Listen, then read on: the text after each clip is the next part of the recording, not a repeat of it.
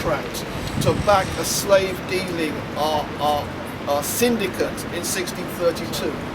You had Charles II setting up the Royal Adventurers of Africa, which is another slave dealing syndicate. You had the Duke of York setting up the Royal African Company, which is yet another slave dealing syndicate. And if we were to take the story back to Queen Elizabeth I, so-called Good Queen Bess, she was the one that blessed Sir John Hawkins and his slave trading activities in 1562. She was the one that set up the deal to allow Sir John Hawkins to borrow the ship Jesus of Lubeck, which was then used for the second anti-African slave trading voyage. Then you have the fact that London is a port. All the way along the Thames, you had ports involved in the transatlantic system of the trafficking of Africans.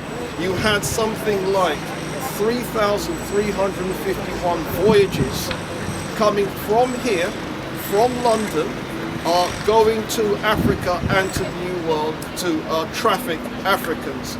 You had the fact that 50 ships from London were moving per year in the movement of enslaved people.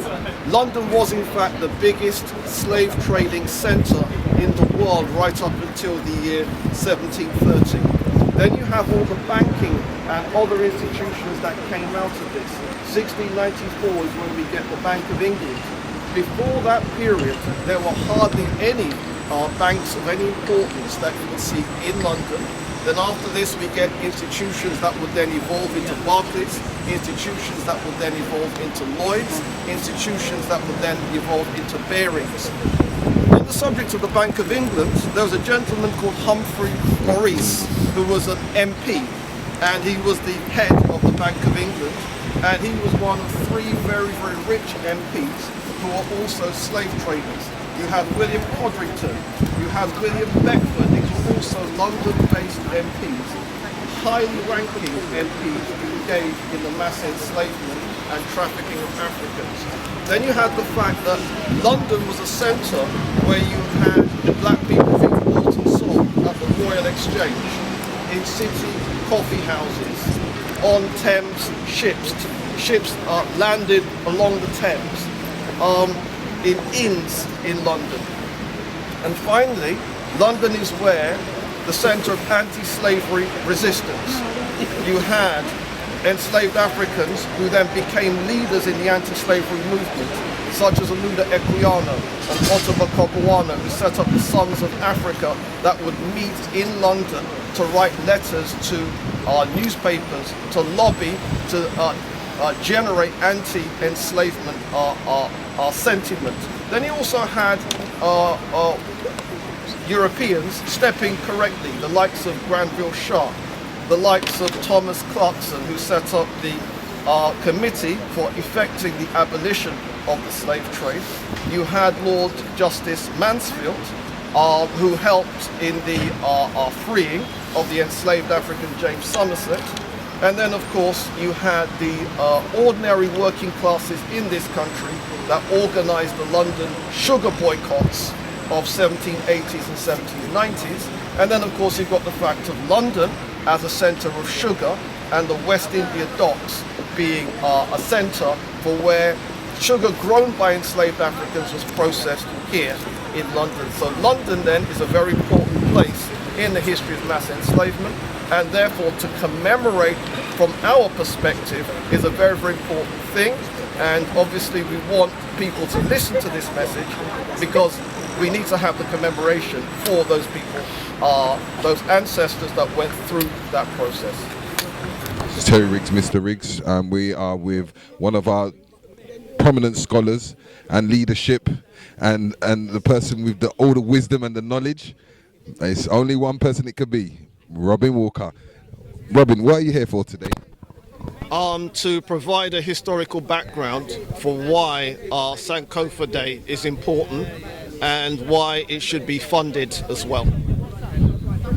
So, in forms of the history of this Trafalgar Square, and how important it is to us because it's our part of our ancestors. Like you've got the Bill Richardson, you've got the black guy on the Nelson's column. How prominent is it for us to have this event every year? It's very, very important. London has been connected to the history of enslavement and trafficking of black people, going all the way back to at least 1556. And that kind of history is what I'm trying to bring awareness to, the amount of London institutions that have indirect or direct connections to the mass enslavement and trafficking of Africans.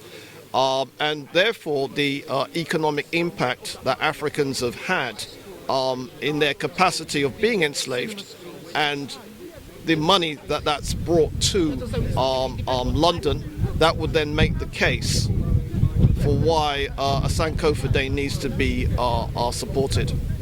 Okay, and I just not trailing off a little bit, but because I'm trying to show people about the black people that were here before even the slave trade, in like what we talk about, the poor blacks. Indeed, and there is a whole history to that. But because the thing is Sankofa Day, that's the reason why I'm stressing the role of mass enslavement. But if we wanted to trace a history of black people in Britain, it's a long history, it's an interesting history, and it even precedes 1556. You obviously had black people here in going back to the likes of John Blank, 1507. There's a black person depicted in the Doomsday Book, Abbreviatio, 1241. There's skeletons of black people that have been dug up going back to the 9th century. You had black people that were here during Roman times. You had the ivory bangle lady going back to early York. She was dug up. So yeah, and then there's even a story going all the way back to the likes of Cheddar Man and that kind of thing. So there's a very, very long black British history. Okay, so like as in we say Sankofa, what can we learn from our past that we can put into the situations of now? History is always important because what history does is it gives a sense of self. It gives it sets standards for people to be challenged by and inspired by.